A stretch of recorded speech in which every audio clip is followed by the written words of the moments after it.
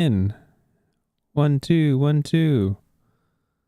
If you can hear me, let me know. If you can't, I'll find out soon enough. If you're watching the VOD, skip ahead. There's a timer on the screen to let you know when the reading is going to start.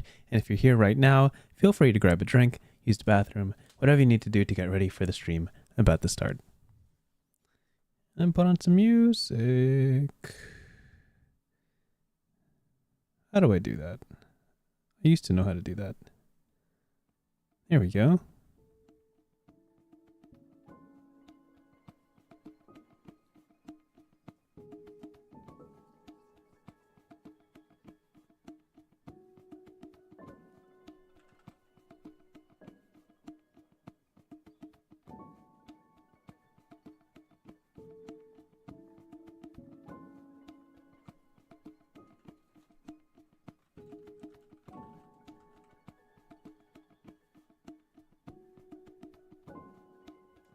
All right. Hello, triple person. Welcome back. Nice to see ya. Hello, Mango Cheesecake. Nice to see you as well. We'll be starting momentarily. Momentarily? What did I say momentarily? Good to have you back.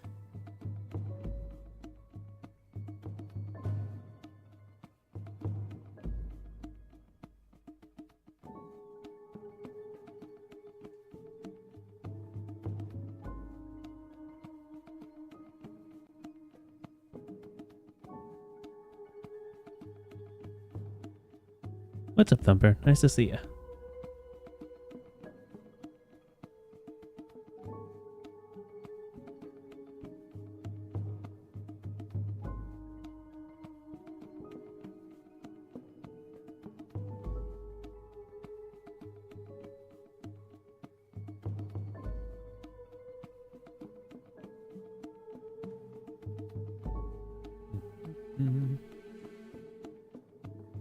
This game isn't looking very family friendly. Well, it's a good thing it's a solo game, so you don't even need your family to play this game. You could play it by yourself.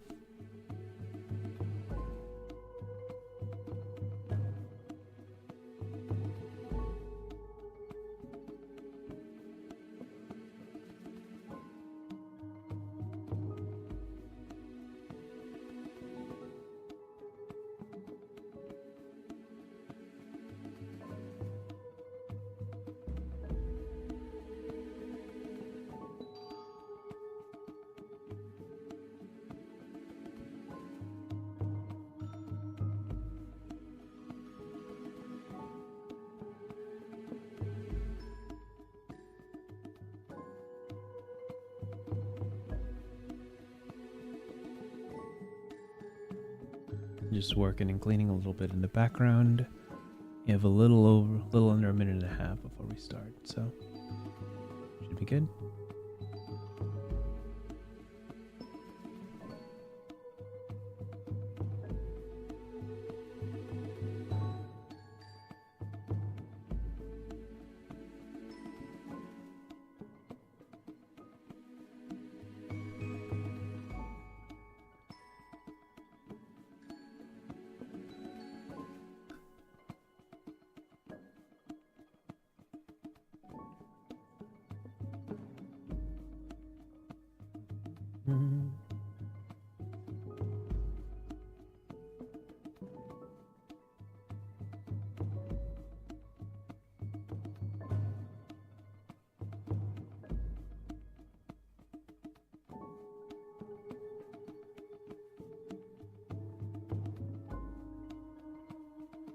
All right, I think I'm good to go.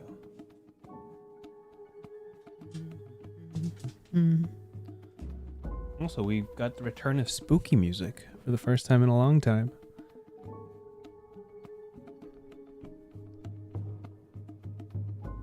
What's up, Wise Man? Nice to see you. Welcome back.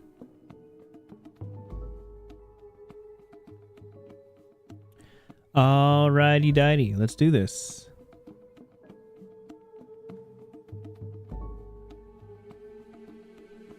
Hello and welcome back to the 99 More live stream where we cover 99 other tabletop RPGs. We're getting smoother with that intro. It's about time because we are officially 75 games in to the 99 More series, which means we're 3/4 of the way to the end of a 3-year-long series. We started this at the top of 2023, and we're hoping to close it out by the end of 2025, and we're right on time. Today, we're covering a game that really caught my interest over on itch.io as I was browsing through new games to cover. I knew about this author through a different game that they've made, which is a game called Void 1680. Let me see if I got that exactly right. Yeah, Void 1680 AM, which is a game about music and building a playlist as if to play on the radio. And I couldn't cover that game. Hey, what's up, Judd Wingchin? Nice to see you. Welcome back. I couldn't cover that game because it involves a lot of music, and all that is copyrighted, and I've gotten streams taken down before because I played one song that I didn't have the rights to cover, so I could never truly cover the game that I really wanted to, which was by this author, Ken Lowry. Void 1680 AM, you should go check it out. It's a great looking game. So I have decided to cover a different game by them, which you saw by the cover or thumbnail of this stream, Stellar Motel, a murder mystery solo playing game, which looks awesome because, as you can see by the designs on the cover, no, that is not wear and tear of a physical book. That is part of the design of the cover. It looks like those books you'd find in the library. Whenever you want to borrow one of those novels that has been borrowed 20 times before, I really like the grunge and the weathering on this art, which is fantastic. This is going to be super interesting because, boy, do I not know how to run mystery. I tried to run a mystery just last week in my home game, and they figured it out right away, and we had to jump into like some hack and slash, and it wasn't very satisfying. So hopefully, Triple Person says closing season 1. I don't know if I got another 99 games in me. We'll get to 99 and we'll see what's up. Hopefully I'll be able to just do some more properly edited content once this stream series is over. We'll see. We don't know. Anyway, this game looks super interesting. I would love to see how mystery is run in tabletop RPGs. I know there's a bunch of examples out there of games that do it well. It's not in my wheelhouse. It's one of those things that is just not one of my talents or fortes, and it's just like I would love to learn. So this seems like a great place to start. This is by Ken Lowry again, an author I've been wanting to cover for quite a long time. I have a couple of links that we're going to show you from where you can find this game and how to support this author, and then we'll jump into the game. So let's get right to it. Huzzah, transition. Yeah, cool. This is their itch.io page. My nose is a little stuffy today because allergies are back. Yee woo. I'm not sick, I'm just sneezing. But this is the landing page of the itch.io, which you can find at bannerlessgames.itch.io/no-tell-motel. And it's as you can tell, a single player murder mystery. I'm assuming this game walks you through a murder that has taken place. Anyone who's played Clue before understands the general premise of a room full of potential suspects. Also, Knives Out, I guess, is a more modern incarnation of that sort of trope. So there's a bunch of details we want to go into in this game. I don't believe it's too long, so we'll try to get the premise of this game. We'll try to understand how the mechanics work and how the flow of the game kind of plays out. Probably won't read the whole thing simply because if you want to get this game yourself, I don't want to spoil everything. But I do want to get into the nitty-gritty of how it managed to handle murder with only one player. I think that's going to be really interesting. Bannerless Games is the author of this, run by Ken Lowry. Their game so far is Void 1680 AM, is the one I was talking about before. This is a game I wanted to cover, but obviously because of song copyrights, I'm not allowed to stream any reasonable playthrough of this game. So to great acclaim, this game has been recommended before. But we're covering this one. That's what we're going into. And that's it. I'm pretty sure that's it. Oh, where do they get physical copies of your games? Does this load? Bannerless. Okay, so this is a link tree of where you can get the physical games. Fantastic. Bannerlessgames.bigcartel.com is where you can find physical products. Here we go, tabletop RPGs. There you go. Fantastic. Okay, Let's do it. Let's jump in.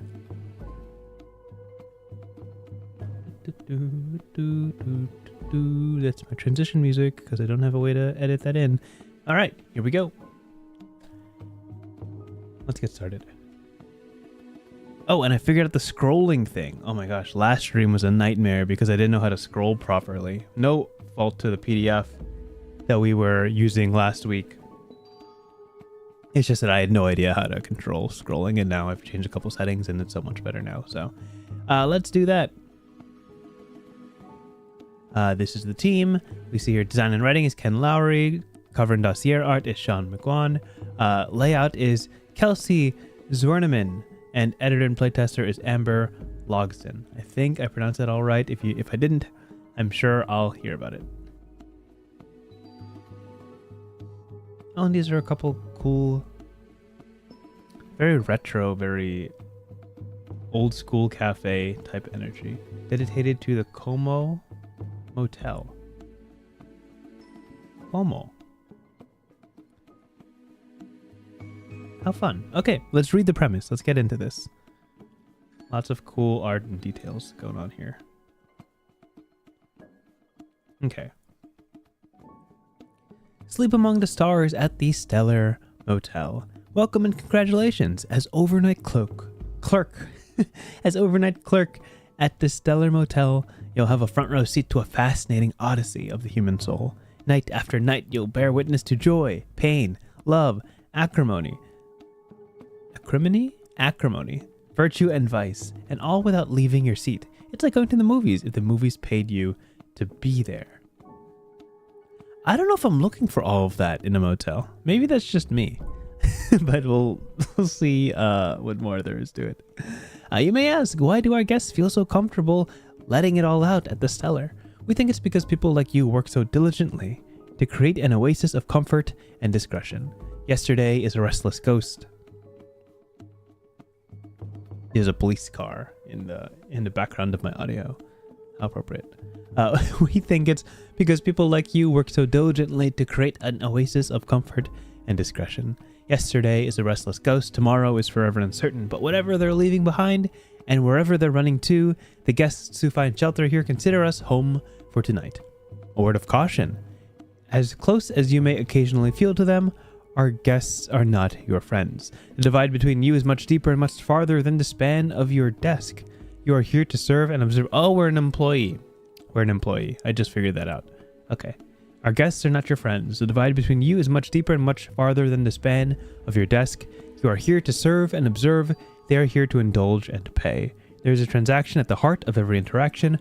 Remember this, and you will go far in this line of work. As for the work, you are here first and foremost to observe and understand.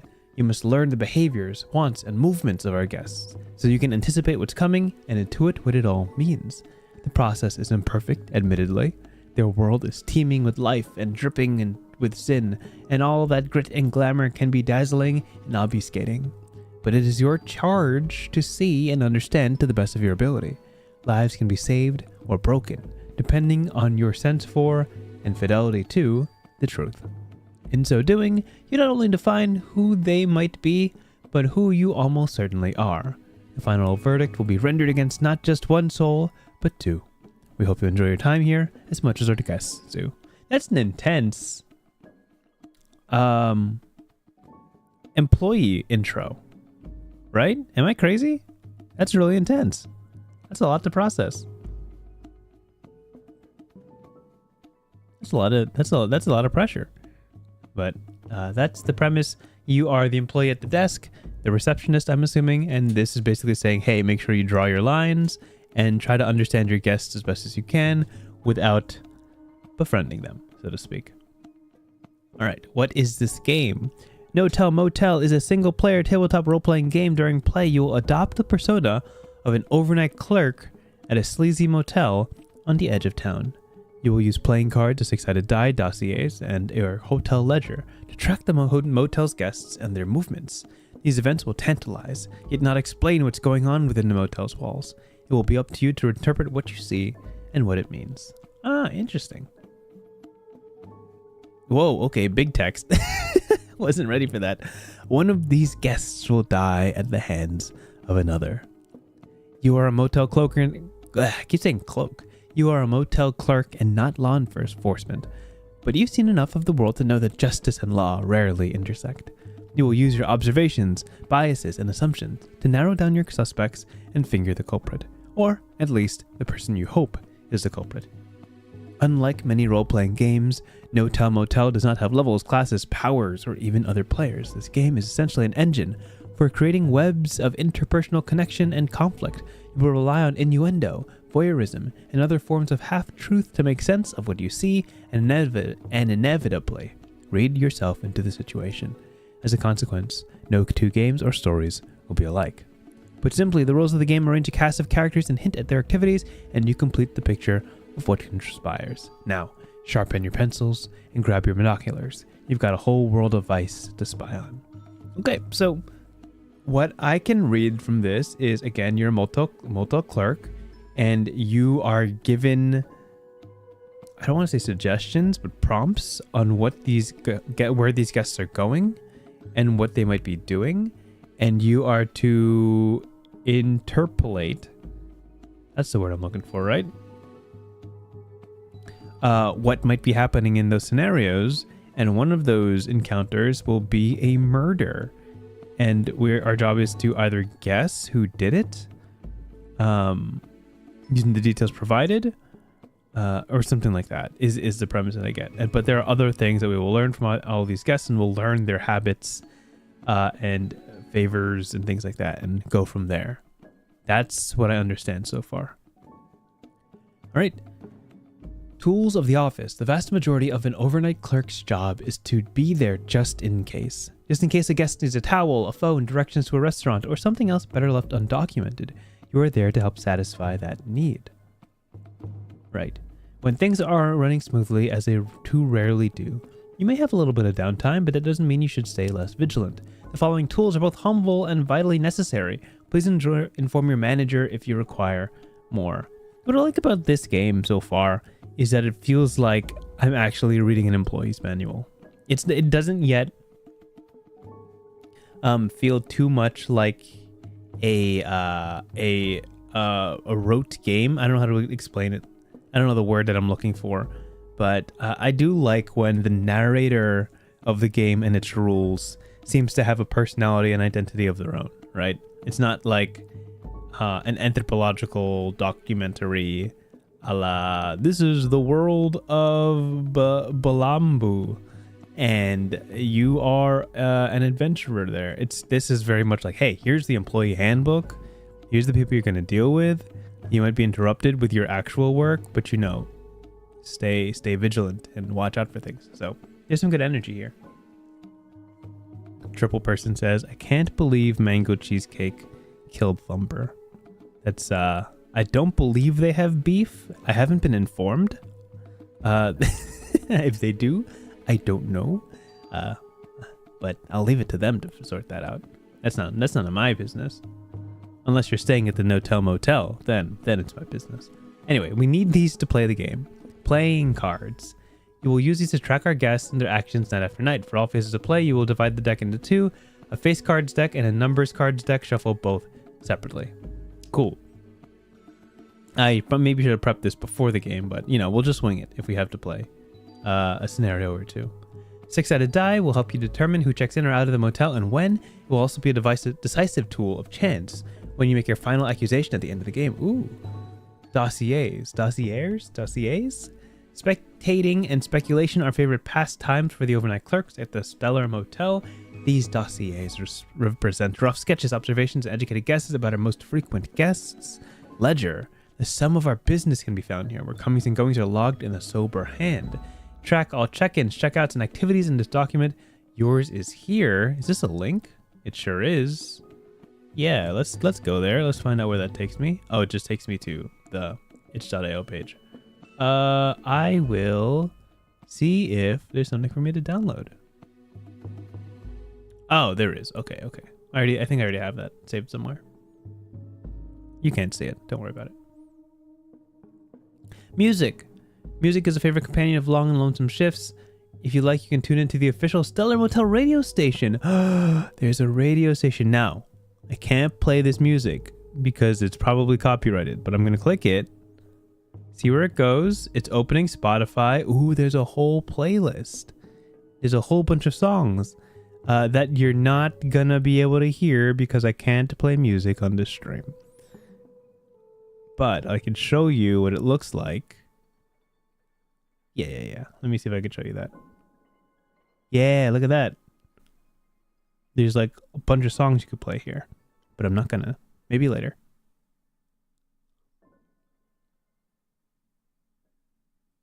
Oh, there's a bunch. How cool. Anyway. Alright, note on safety. Suggestive and scandalous. Themes of voyeurism, sexual activity, and alcohol and drug abuse and murder. Text itself is strictly PG-13 and much is left to the imagination, but if you find yourself writing things you would rather not, let your clerk gloss over the gory bits in their write-up in the evening's events. In its way, this also sheds light on your character. What your clerk is fascinated by and what they turn away from reveals things about them, their priorities, and their history. A vague entry, pregnant with meaning, holds its own lurid appeal. I guess the end result of this game is a cool like diary of all the things that have happened in the Stellar Motel. And that speaks not only of the guests attending the motel, but also of you as the narrator.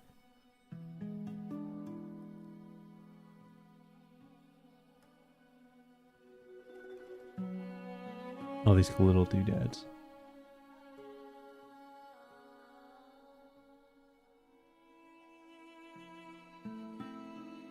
Okay, let's see what this is all about. So I'm assuming this will teach us about the whole murder scenario.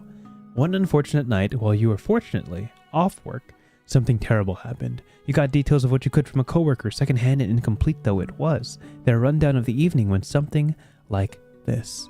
Started off nothing special. 4 people checked in. Yeah, 4. Shuffle your face cards and lay out 4 in a single row, face up. These were the guests for the night. Consult the dossiers to get familiar with them.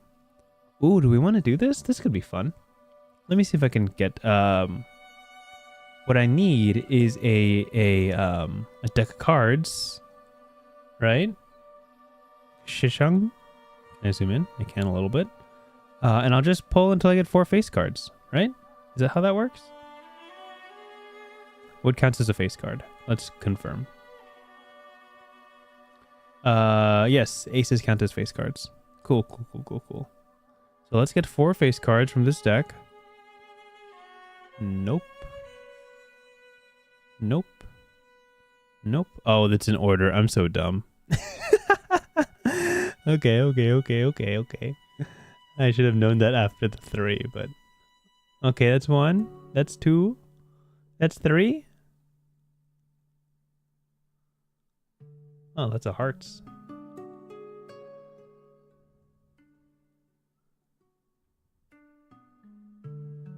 Riveting. Watch as the streamer fails to have prepped this beforehand. Lots of spades. All right, those are our 4 face cards, and we can check the dossiers. How do you pronounce dossiers? I'm gonna pronounce. I feel like I'm just guessing and making it sound really cool. Yeah, dossier. You can't hear this, right? Dossier. What if I hold up the speaker? Hold on. Dossier. Dossier is how they say it. America. What about British? Dossier.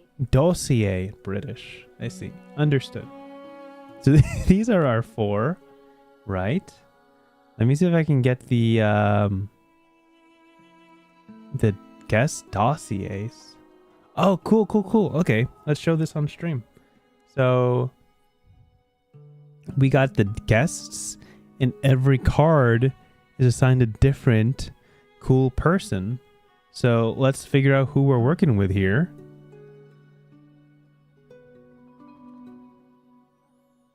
We got Ace of Spades, Queen of Spades, Jack of Spades, and Jack of Clubs.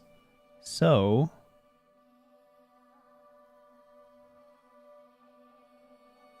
Alright, we got Ace. So these are the people we're dealing with. We got the Vice Detective, Ace of Spades, on the wrong end of a 20-year stretch in Vice, and it's written all over their face, knows the ins and outs of every dirty deal in a 30-mile radius. That's exactly why Internal Affairs is so interested in them. We have Queen of Spades, the tabloid reporter, always working an angle, outgoing, charming in a sleazy way, a surprising depth of knowledge about a number of topics, comfortable anywhere, and always working an angle. Then Jack of Spades, mob enforcer, the perfect intersection of big money and low taste, packaged in a too tight suit. To hear them tell it, popes and kings quiver when the boss sends them around. True or not, these knuckles stay bruised. And finally, Jack of clubs, I believe is up here. There we go. The runaway, gangly frame, big eyes, doesn't belong here, but you can't imagine where they do belong. Demeanor like a feral cat, and about as skittish, pays fistfuls of sweaty dollar bills. All right, these are the people we're working with, and obviously there's more, right? There's plenty of people we could have ended up with, but these are the 4 we're going to be handling today. And that's cool. They don't have names yet. Maybe we give them names. Who knows? They got up to the usual nonsense, like mostly. Shuffle your number cards and lay one out on each face card as if you're building columns in a game of solitaire. All right. So, I kind of messed up. So I'm just going to pretend like these cards don't exist. Over here, these cards don't exist. We have 1, 2, 3, 4. And then we're going to lay out some cards on top of them like that. Like we're playing solitaire. Solitaire. Who sang that? Clay Aiken, I think. I'm dating myself. I shouldn't have said that. That's ancient. Okay, so we're doing this. 1, 2, 3, 4. Hey, Kaleidoscope. Welcome. Nice to see you. I don't know. Wait, this is a king. I don't know if this counts. We'll find out. Oh, I can't have this guy here, so it's got to be someone else. Great. Cool. Okay. We're moving and grooving.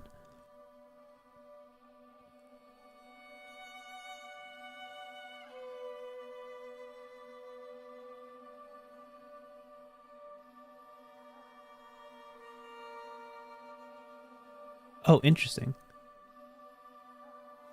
So these are the details we get per the suit. Okay, so let's see. Clubs, diamonds, spades, hearts. All right, the detective sat in front of their room for a while, smoking. They looked lost. The reporter came in angry, like begging for a fight, almost got in one. The mobster got up to some shady stuff. I forget what exactly. Drugs, maybe. That makes sense. He's a mobster. Oh, how perfect. Look, all 4 of them have a different suit. And the runaway had a guest. Closed the shades, turned off the lights, didn't see who. Okay. I'm learning so much. Second row of number cards over the first. Oh, I see. Okay, maybe we might need a notepad for this. But let me pull a couple more number cards for them just to set the scene.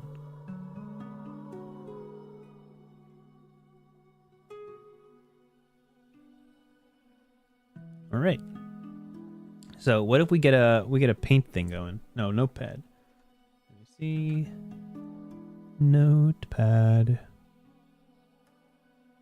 Trusty notepad.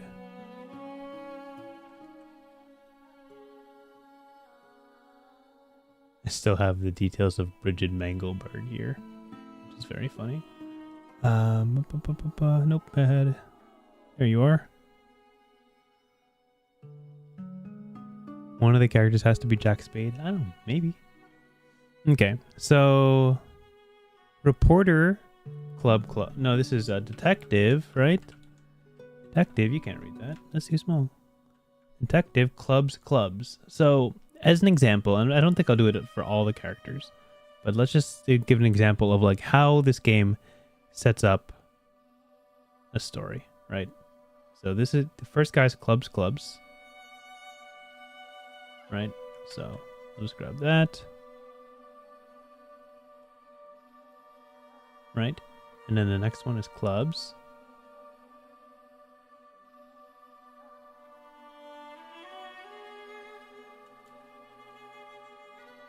And the last one, draw a third row of number cards. The column of number cards closest to 21, favoring under and a tie, indicates your victim. Oh, I got chills. Make note of the suit of their final number card. Wait a sec. Wait a sec. We're setting up a kill here. Fine. Let's do full prep. Let's do full prep. This feels like a significant thing. I kind of dig it. Reporter rolled diamond spades. So here.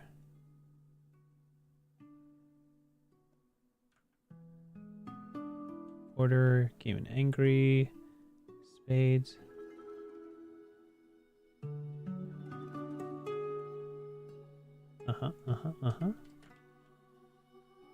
And then who's next? Mobster. Right? And then Mobster rolled spade diamond. Okay. And you guys so when you're looking at this, you can kind of see the story piece itself together. I think we got real lucky that there's quite a variety of what's going on with each of these.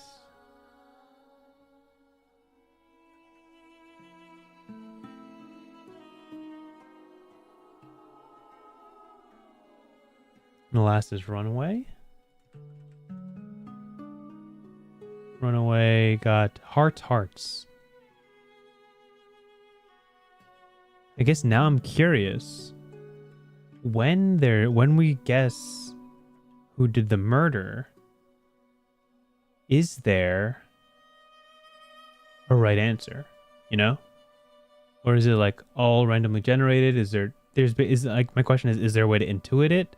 Or is it really just what feels correct? So this is the full story. The detectives sat in front of their room for a while smoking. They looked lost. They got drunk like the loud kind. Threw around accusations to anyone who'd listen. The reporter came in angry, like begging for a fight. Almost got in one. Wait, I think that was them? Hell, I'm not even sure anymore. A lot was going on. The mobster got up to some shady stuff. I forget what exactly. Drugs, maybe? Then they got in a shouting match. Someone threw a bottle. The runaway had a guest, closed the shades, turned off the lights, didn't see who. Someone else came to see them, didn't know how long, didn't see him leave. Wow, look at that. That works perfectly.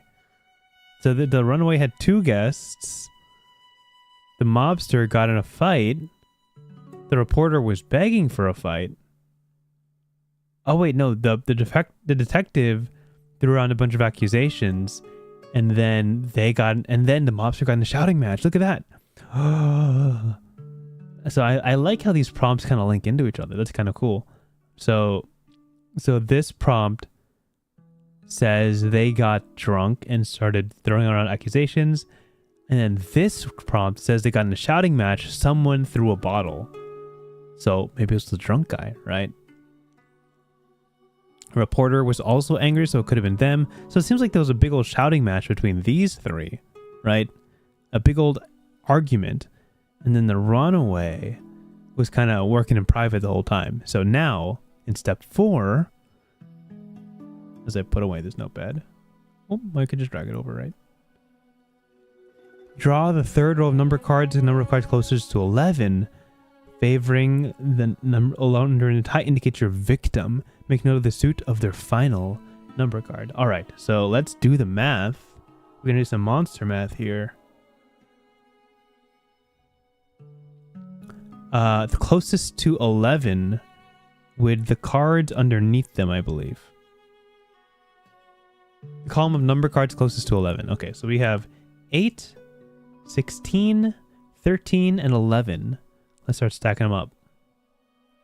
2 to a total of 14. This guy's safe. 3 to a total of 19. Okay. 4 to a total of 17. 17. If this person gets a 9 or a 10, they're the killer.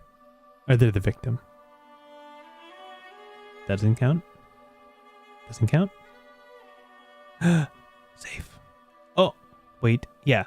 So 15 plus 3 is 18. 13 plus 6 is 19. The reporter...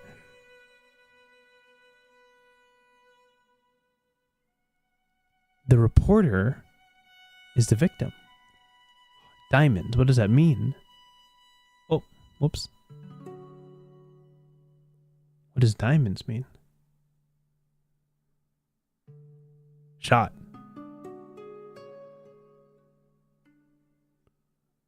Huh.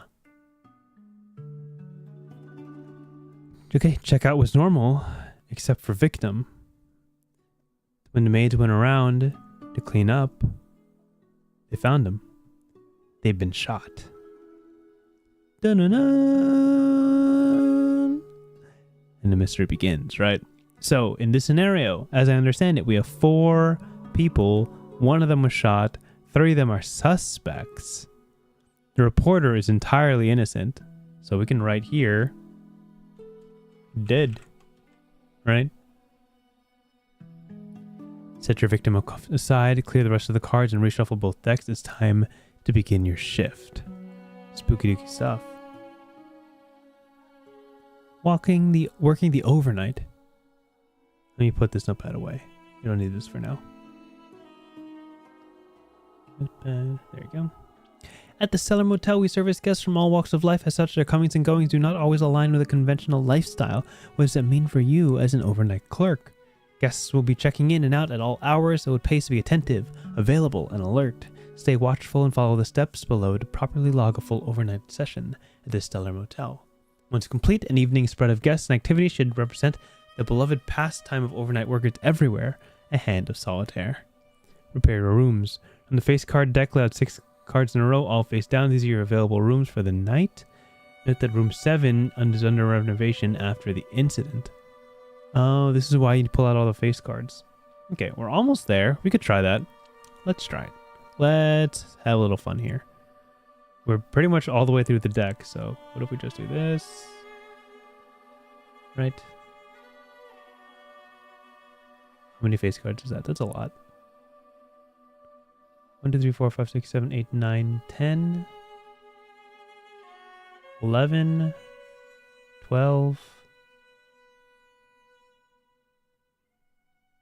13, 14, 15, 16. All right, that's all the face cards. This could be neater. That's fine.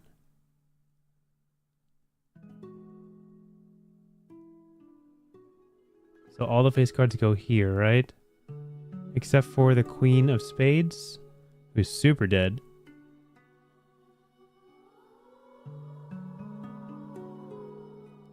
Then we shuffle them around. We pick out 7 of them, right? Pick out 7. 1. Oh, it's 6. 1, 2, 3, 4, 5, 6. And I have no idea who these guys are because I shuffled best I could.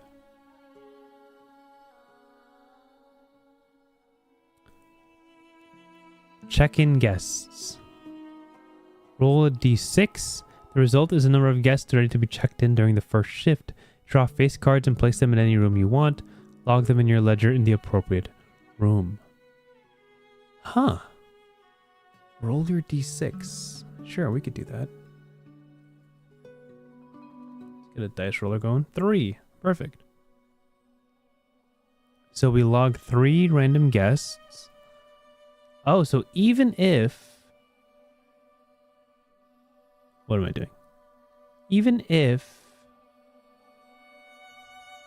you have 3 suspects, any number of guests can be present from your list. That's interesting. So let me just do 1, 2, 3. Those are my 3 guests, right?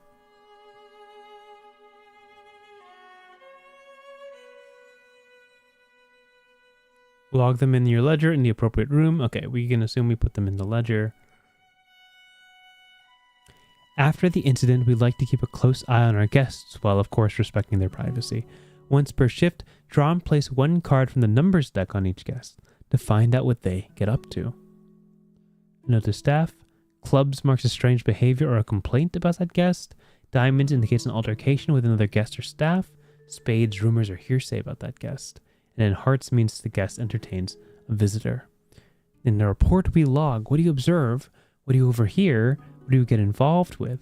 Write your observations in the space provided for the relevant rooms in your ledger. If any rooms have motive, tally that in the dossiers and include what you learned that casts the guest in a specific suspicious light. Okay, I don't know what motive is yet. Is that something that is revealed? Is that a vague term or a specific term? I guess we'll see. Check in, check out. It's not uncommon for guests to filter in and out throughout the night. Roll your d6 at the start of each shift. If the corresponding room is empty, draw a card to check in a new guest. If the room is occupied, that guest checks out for the night and the room becomes available once more.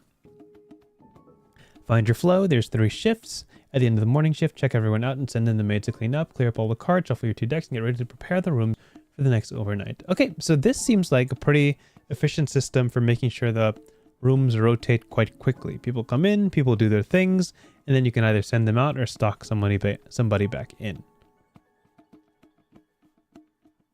Right? So this is kind of a fast way to start getting to know the characters.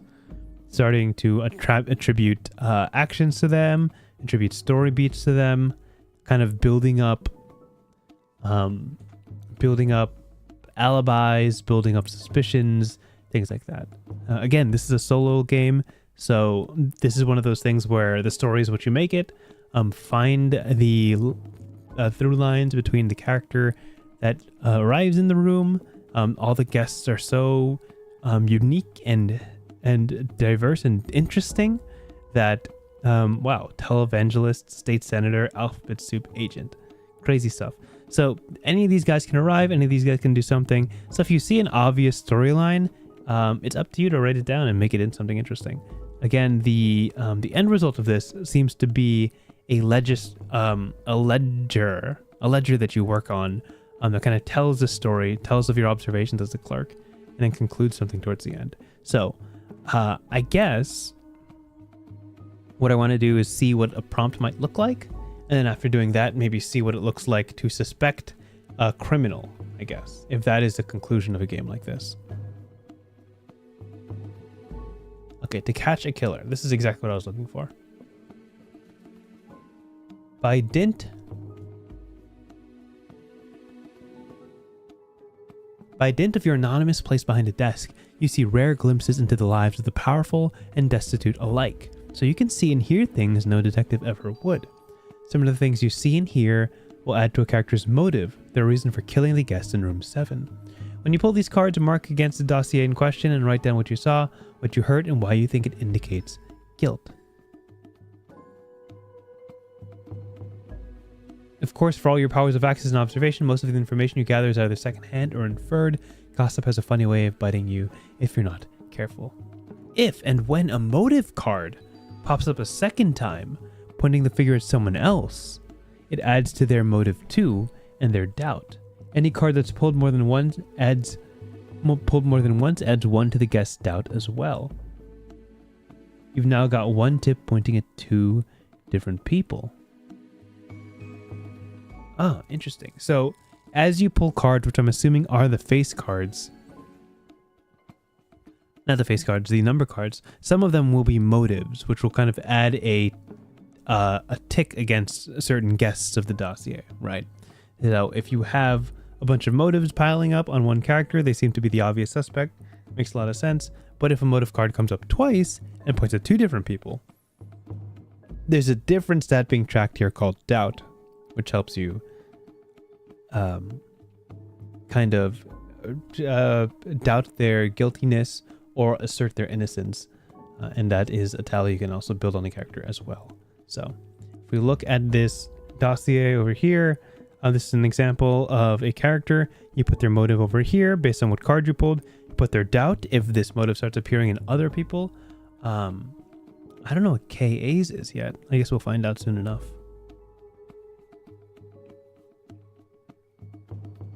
When you've got enough of a case to make an accusation, it's up to you if you want to jump on it or wait until someone you like better for the murder racks up enough motive instead. This is a nice line. It's funny. So when you've got enough for a case to make an accusation, you could point the person out, or you could wait until someone you like less seems guilty enough and point your finger in that direction. That's really funny. Just keep in mind that the longer you wait, the more doubt builds and the fuzzier your picture is going to get. Oh, okay. So it's like it feels like a time thing, because basically if you keep trying to make sure enough evidence falls on one person, doubt will continue to build as cards repeat. So it kind of works against your case to wait too long. When a guest reaches 6 motive, you've got enough to call the fuzz and pin the murder on them. Finish out the night, then decide if you want to file a report. If you do, your guest becomes your suspect. So 6 motive is quite a bit. 6 motive seems to be 6 different.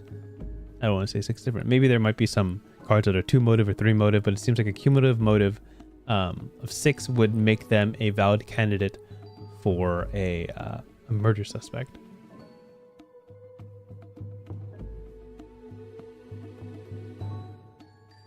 Oh, Thumper says KA is known associates. I believe it. That makes sense. Well, while following your report, you may choose to embellish the truth and add facts that are not strictly speaking true. Maybe you know in your heart they did it and want to make sure that they get put away. Maybe you just hate their guts and want to see them arrested for anything at all. Your reasons are your own. This will drop the suspect's doubt by 1, increasing the chances they are arrested. You may do this once. There's no mechanical cost for doing this, but you will know what you did. How fun! So this is an interesting situation that where like the game isn't necessarily about winning, right?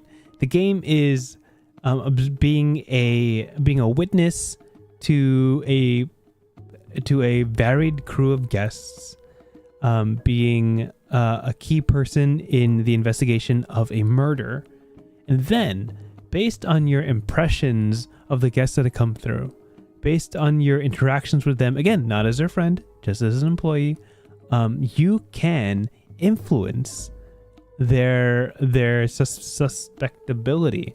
What is that? Their motive. You can influence how likely they are to get caught simply by preference. And that seems like a really fun thing, because again, this game is not about winning. It's about telling a story. It's about figuring out what your character believes, what their values are, and if those align with justice, right? That's fun.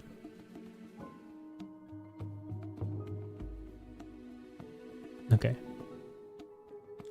Of course, your Stellar Motel franchise may not see all or even any of our standard guests. You're more than welcome to book guests of your own choosing. I see. Whether you're bothering them from your favorite media, other games you've played, or springing them from your own imagination. So this is if you want to kind of make up your own guests for the game. And these are all the characters. Cultist, Lightbulb Man. Yes, we've read these. So, cool cast of characters here. Right now we are playing with the Runaway over here, the Device Detective, the Tabloid Reporter, and the Mob Enforcer. There's plenty of other characters. And then this is how you detail what these people have been doing. Watch closely, but do not be seen watching. Guests are more comfortable and act true to their nature when they do not feel observed. Be friendly if it suits your style, but remember there are no friends here, only services rendered and prices levied. I'm getting random chills while I play this game. It's like as if when I read a line, I am supposed to be unnerved. And like this one right here, that whenever they do this big bold text, I always feel like I should be on edge. Okay, so these are examples of things that the person might do while they're currently in the their room. So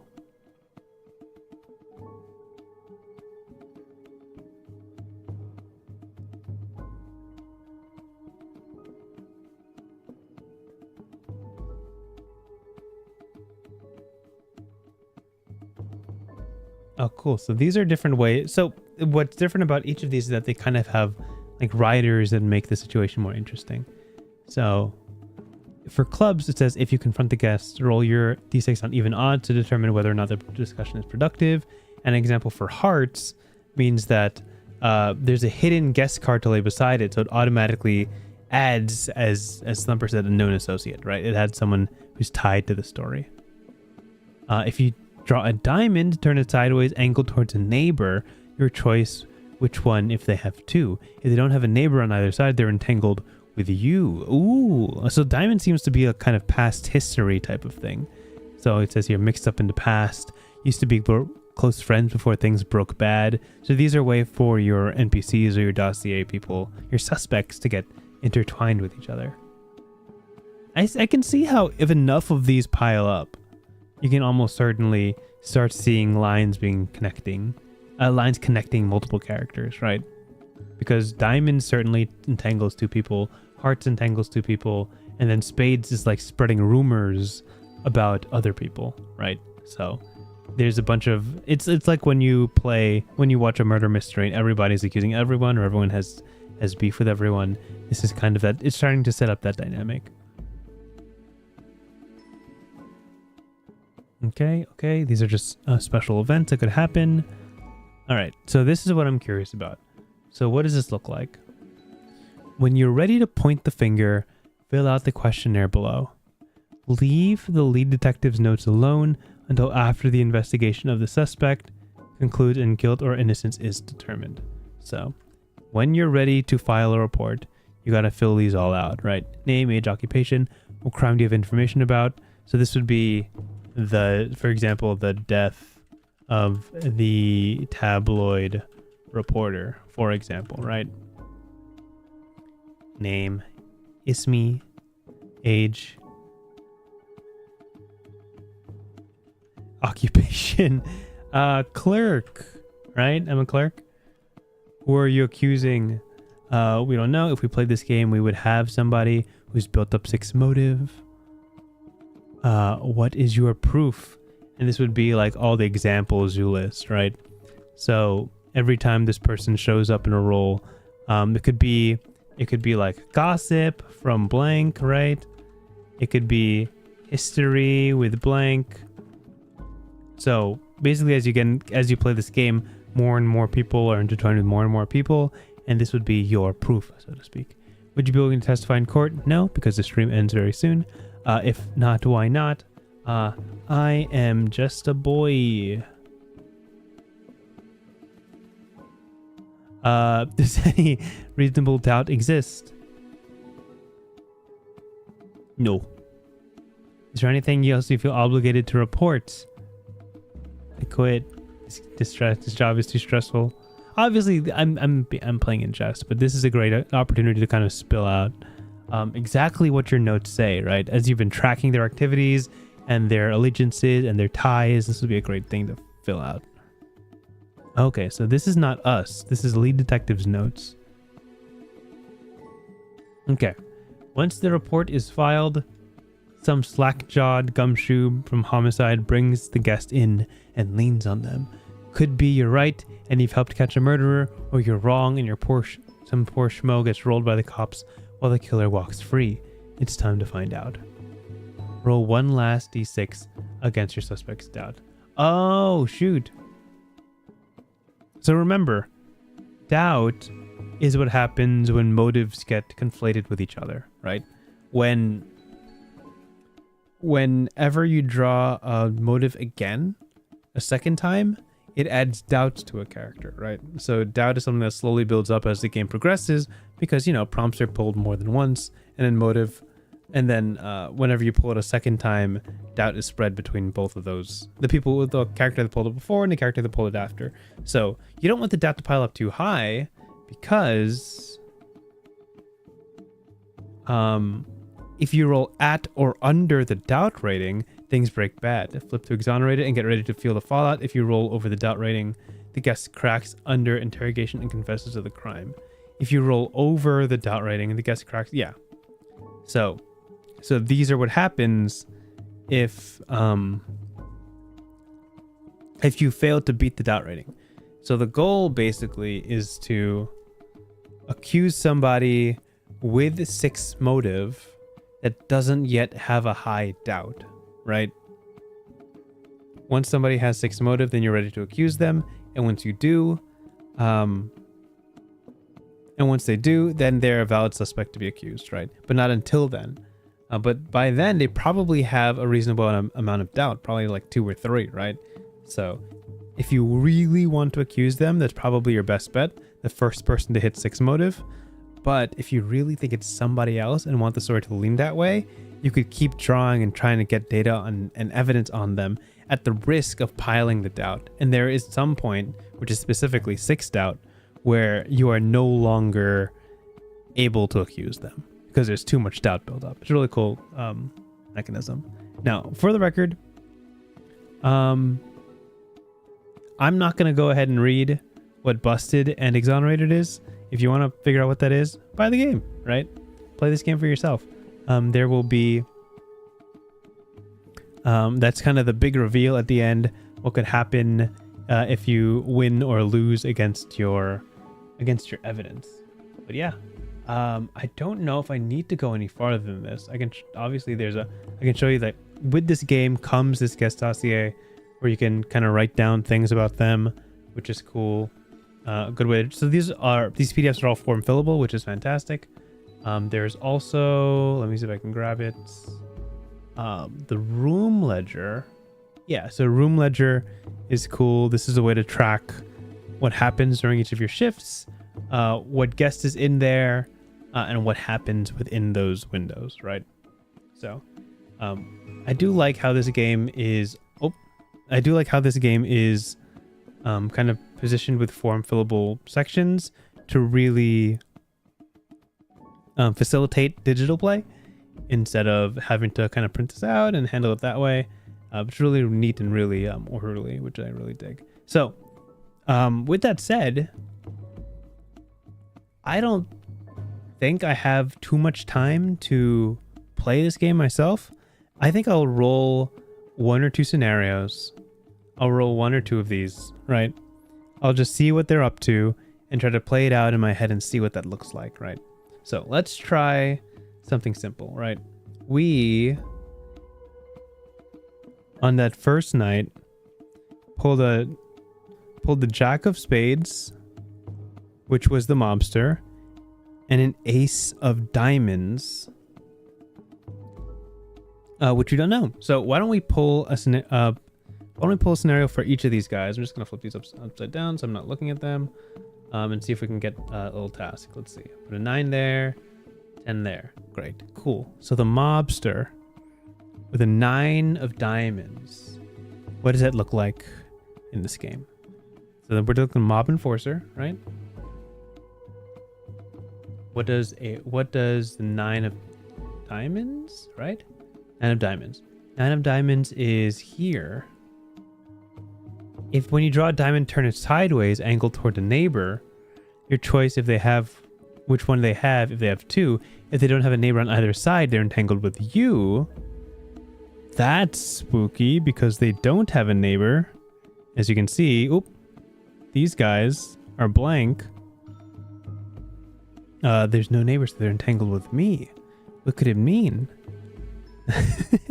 9 of diamonds is the person and their neighbor got pulled off of each other before things got bad. Who looked furious? Who looked stunned? So if I were to paint this picture and I'm the person this person got entangled with, which means we got pulled off of each other before things got bad, we got into an argument. It sounds like when the reporter died, right? That's the victim of this story. I looked at the 3 people in the room. I looked at the 2 people in the room, which was the detective and the mobster. And I, as a clerk, made the assumption that the mobster was the criminal, right? There's a big fight. I want to blame the mobster just because, you know, that's a reasonable assumption when you know someone's a mobster, if they were up to no good. I imply in one of my interactions with this mobster that I think it's him. I treat him a little rudely. Maybe I don't bring the towels he wants because I don't want to serve him, right? Rookie mistake. Allowing my feelings to get in the way of my service as an employee.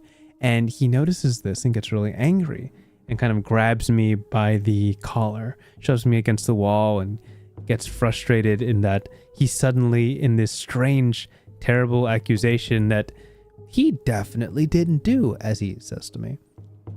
I don't know if I want to believe him. I realize I've overstepped and made my mistake. I apologize profusely. I think my manager somewhere down the hall tells us to break apart, and we do, but I know from now on, don't treat the mobster differently because he could be innocent, right? Innocent until proven guilty in the situation. The manager offers the mobster a free night to stay another day for the inconvenience, and it's swept under the rug. That would be kind of an example of what I feel like this situation how this situation would play out. So let's look at the other prompt that we have, which is the Ace of Diamonds with the 10 of Clubs. So let's figure out who the Ace of Diamonds is. Ace of Diamonds, is that up here? Yep. Ace of Diamonds is this guy, movie star. Look at this guy. Movie star, Ace of Diamonds. Runs on denial, half famous a lifetime ago, but coming back to Earth has been rough. Taken out of their natural environment, fillers and bleached teeth look positively alien. And we got for them 10 of Clubs. That's down here. 10 of Clubs. When you draw a club, you either witness or are told about a guest's unusual behavior. If you confront a guest, roll your d6 on evens odds to determine whether or not the discussion is productive. So 10 of Clubs grabs an extinguisher to pull out a small fire in their room, going by the smell what burned. Ew. All right, well, let's roll a d6. Could you imagine? Like, I walk into this room as an employee, see that the room's on fire, and I pull out a 6-sided die to figure out if I want to be involved or not. Odds or evens? 3. Again? Okay.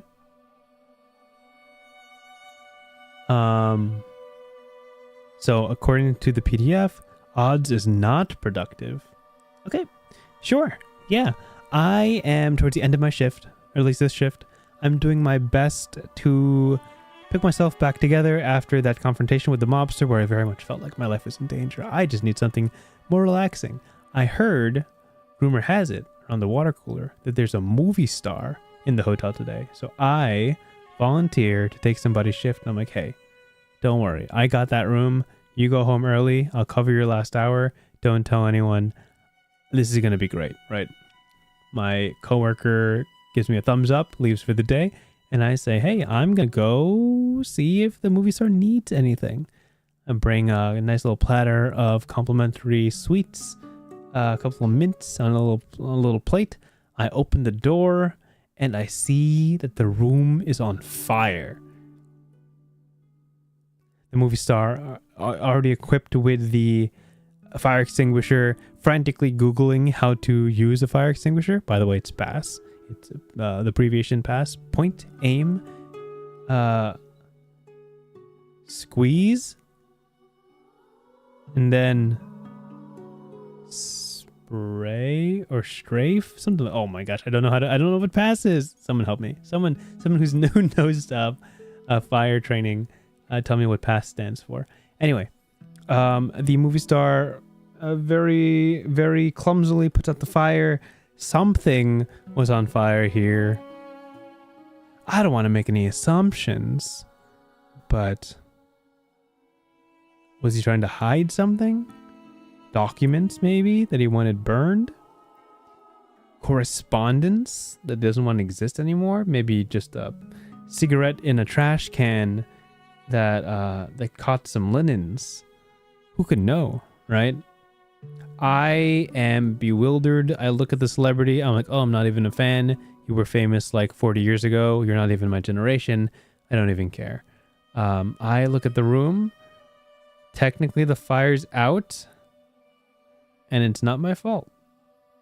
So I just look at him and I say, hey, I'm sorry that happened.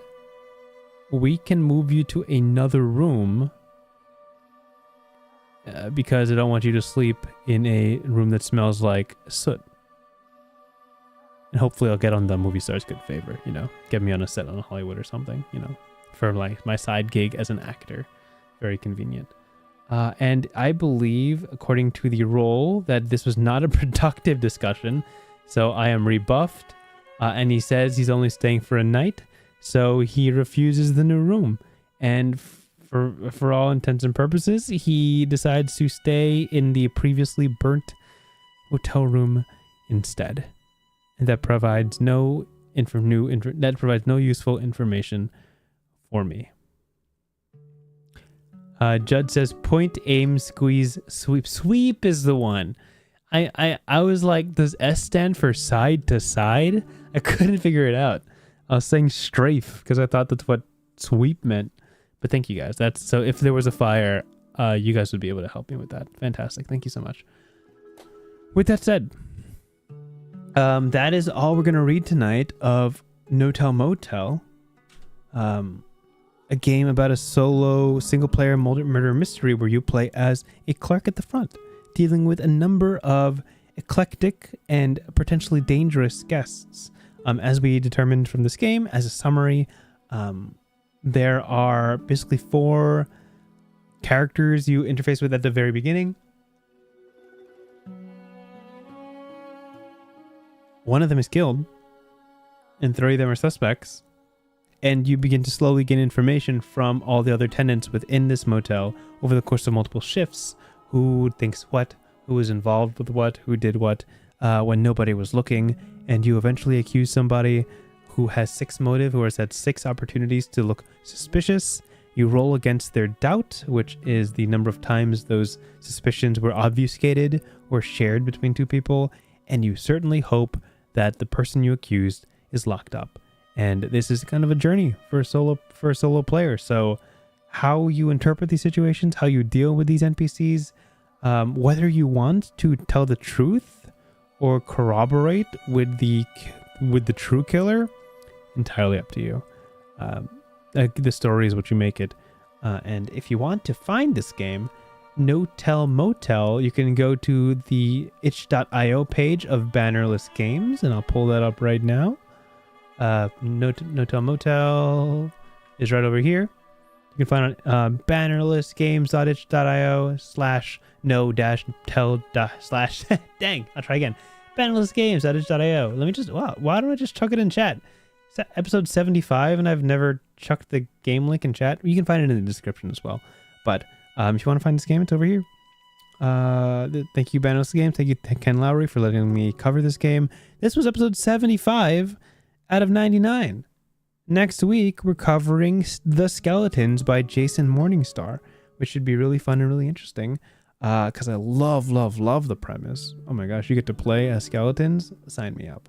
But until then, that's next week. This stream is over. Wow, this has been I've had smoother outros than this.